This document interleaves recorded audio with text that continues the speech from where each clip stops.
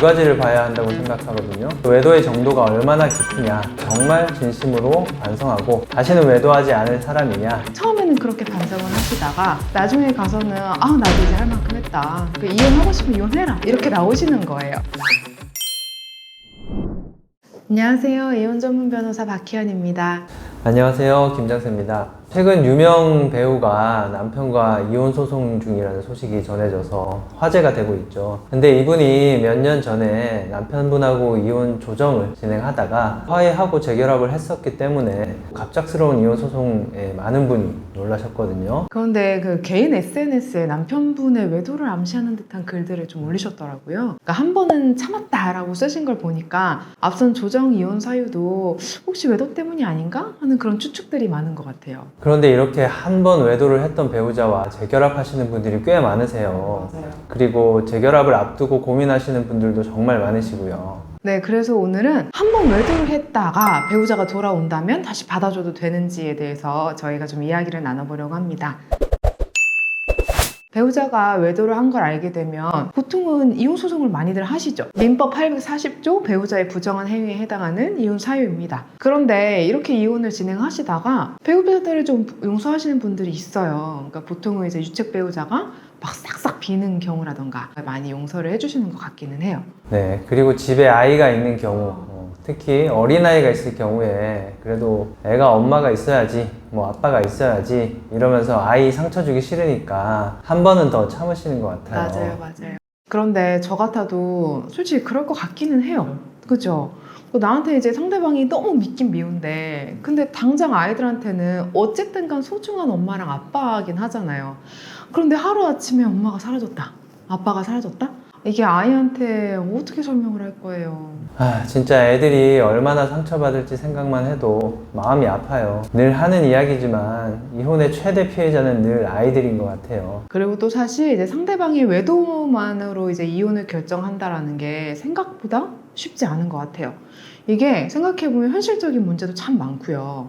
그리고 이런 생각 하시는 것 같아요. 사람이 한번 실수할 수도 있지 않나? 그런 생각 좀 많이 들긴 하시는 것 같고, 그러다 보니까 이혼 절차를 밟다가 이제 마음이 좀 흔들하시는 분들이 이제 서서히 태도가 변하시기도 하시죠. 맞아요. 처음에는 엄청 적극적으로 하시다가 갑자기 어느 순간부터 연락이 잘 안 되세요. 맞아요. 연락이 잘 안 되시고, 전화를 했는데 이게 전화가 안 받으시고, 이제 뭐 카톡이나 이제 문자를 드리는데 답장이 막 하루 이틀씩 늦어지시고, 그죠? 맞아요. 상대방 회사에 퇴직금 조회를 하려고 하는데 갑자기 보류해달라고 하신다든지 그러면서 이제 좀 진행이 느려지는 거죠. 맞아요. 보류 요청 들어오죠. 그럼 이제 저희도 대강 짐작이 돼요. 이분께서 지금 신경의 변화가 있으시구나. 그런 정도로 보다 보면 이제 거의 50% 이상은 생각이 바뀌신다. 근데 그 이혼 전문 변호사로서 이렇게 바람을 한번 피웠던 배우자랑 다시 합치는 결정에 대해서 어떻게 생각하시나요? 네, 진짜 그 질문에 대해서 저희가 정말 많이 생각을 해본 것 같아요. 그죠? 근데 아마 이런 이혼 사건을 많이 다루시는 이혼 전문 변호사님들은 다 그런 고민 많이 하셨을 것 같아요. 근데 저는 두 가지를 봐야 한다고 생각하거든요. 먼저 외도의 정도가 얼마나 깊으냐, 그리고 배우자가 정말 진심으로 반성하고 다시는 외도하지 않을 사람이냐. 외도의 정도 얘기하셨잖아요. 그 어느 정도냐, 이게 되게 중요한 문제인 것 같은데, 두 사람의 관계가 정말 깊어졌다, 이제 꼭 성적인 부분만을 얘기를 하는 건 아니에요. 근데 누가 봐도 둘이 정말 애틋하게 사귀는 사이처럼 됐다라고 볼 정도? 그 정도면 저는 이혼하는 게 좋다라고 생각이 들거든요. 근데 진짜 좀 우발적으로 술김에 하룻밤 그런 경우 있잖아요. 네, 정말 그런 가벼운 관계다라고 하면 무조건 이혼하기보다는 진심으로 반성하는지를 좀 보고, 이제 아이도 한번 생각해보고 한 번쯤 참는 것도 하나의 길일 수 있다라고 생각이 들어요. 진심으로 반성하는지 어떻게 알 수 있을까요? 사실 열 길 물속은 알아도 한 길 사람 속은 모른다는 말도 있잖아요. 그래도 배우자의 평소 성향을 알고 계실 테니까 행동을 보고 어느 정도 판단을 하실 수 있을 거예요. 바람 피워놓고 뻔뻔하게 나온다. 예를 들어서 네가 살이 쪄서 내가 바람 피운 거 아니냐, 이렇게 뭐죠? 한다든지 네가 나를 사랑해주지 않으니까 내가 오죽하면 그랬겠느냐, 적반하장으로 나오면 그러면 차라리 이혼하는 게 나을 수도 있어요. 그죠. 그런 분들하고 이제 억지로 결혼 생활을 막 붙들고 있어봤자 솔직히 나만 힘들어지는 거잖아요. 근데 평소에 절대 그런 사람이 아니고 이게 아무리 생각해도 한 번 진짜 실수한 것 같다. 그리고 이 잘못에 대해서 이 사람이 나보다 정말 더 괴로워하는 것 같아. 이런 식으로 반성을 한다면 그럼 저는 한 번 정도 기회를 주는 것도 나쁘지 않다라고 생각해요. 그럼 정말 싹싹 비우면 반성한 거라고 보면 될까요? 근데 이게 딱 어떤 행동을 하면 반성한 거다, 이런 사람은 다시 외도를 안 할 거다 라고 말씀드리기 어려운 게 정말 사람 속은 아무도 모르는 거거든요. 저희 쪽에 배우자 외도 때문에 여러 번 오신 의뢰인도 계세요. 맞아요. 아, 이분이 진짜 많이 오셨죠. 처음에 오셔가지고 배우자분이 이제 외도를 했으니까 너무 힘들어서 그래서 이제 바로 소송을 진행을 하셨었어요. 그런데 그 진행을 하는데 배우자분께서 정말 싹싹 비시는 거예요. 다시는 이런 일이 없을 거다. 내가 진짜 미쳤던 것 같다. 막 이러면서 막 비시니까 저희 의뢰인분도 마음이 약해지는 거죠. 그리고 그 당시에 애가 되게 어렸거든요.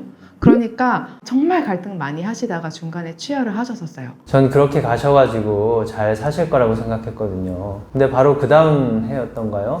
바로 네. 찾아오셨잖아요. 맞아요. 그 다음 해쯤이었던 것 같아요. 근데 이혼 소송을 한 지도 아마 1년도 안 됐던 것 같은데 이 남편분이 또 바람을 피우셨다는 거예요. 그래서 이젠 진짜 용서할 수가 없다 이러면서 이번에는 끝까지 갈 거다 소송을 하셨는데 이 배우자분이 이번에도 정말 싹싹 비셨어요. 정말 제가 옆에서 봐도 진심처럼 느껴질 정도로 저번에 만난 사람은 좀 오래 만난 거긴 한데 이번은 정말 술 취해서 한 번 실수한 거다 이러면서 이혼을 하면 막 자기가 진짜 죽어버리겠다 막 자살 소송까지 벌이고 이게 난리가 아니었거든요. 아, 그랬죠. 한 번 더 바람 피우면 재산 명의도 다 의뢰인 걸로 바꿔주겠다고 아예 각서까지 쓰셨잖아요. 그래서 의뢰인이 다시 또 취하하셨어요. 맞아요. 저희도 취하하면서 배우자가 정말 이번에는 정신 잘 차리고 살았으면 좋겠다 생각했는데 얼마 지나지 않아서 또 찾아오셨죠. 설마 또 바람을 피우신 건가요?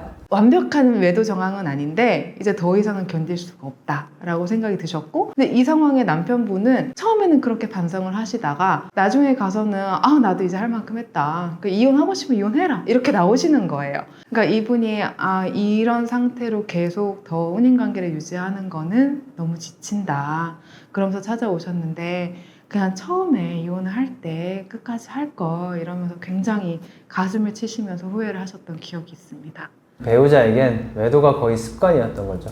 믿음이 몇 번이고 배신당하는 걸 보니까 너무 안타까웠죠. 맞아요. 그리고 저 생각난 또 안타까운 케이스가 있어요. 그러니까 배우자한테 유책 사유가 있으니까 이혼 소송하면 이제 무조건 이길 거다 이렇게 생각하시는 분들이 꽤 많으시잖아요. 그래서 이분이 별다른 준비 없이 그냥 소송을 시작하신 거예요. 상대방이 바람 피웠으니까 당연히 재산 분할도 내가 유리할 거고 양육권도 나한테 올 거고 양육비도 잘 나올 거라고 막연하게 믿고 변호사 선임도 안 하고 무턱대고 재판 들어가는 분들이 생각보다 정말 많아요. 그런데 재산 분할이나 양육권, 양육비 이런 것들은 바람 피운 사람이 무조건 불리한 건 아니거든요. 그래서 생각했던 거랑 너무 다르게 재판 결과가 나와버리면 또 당황하시는 거죠. 맞아요. 재산 분할 특히 외도했으면 한 푼도 안 줘도 된다고 생각하시는 분들이 생각보다 많으시더라고요. 그렇게 1심에서 완전 생각지 못한 결과를 얻으시고 항소심에 찾아오시면 저희는 재산 분할을 해드리긴 해야 된다라고 말씀을 드릴 수밖에 없긴 해요.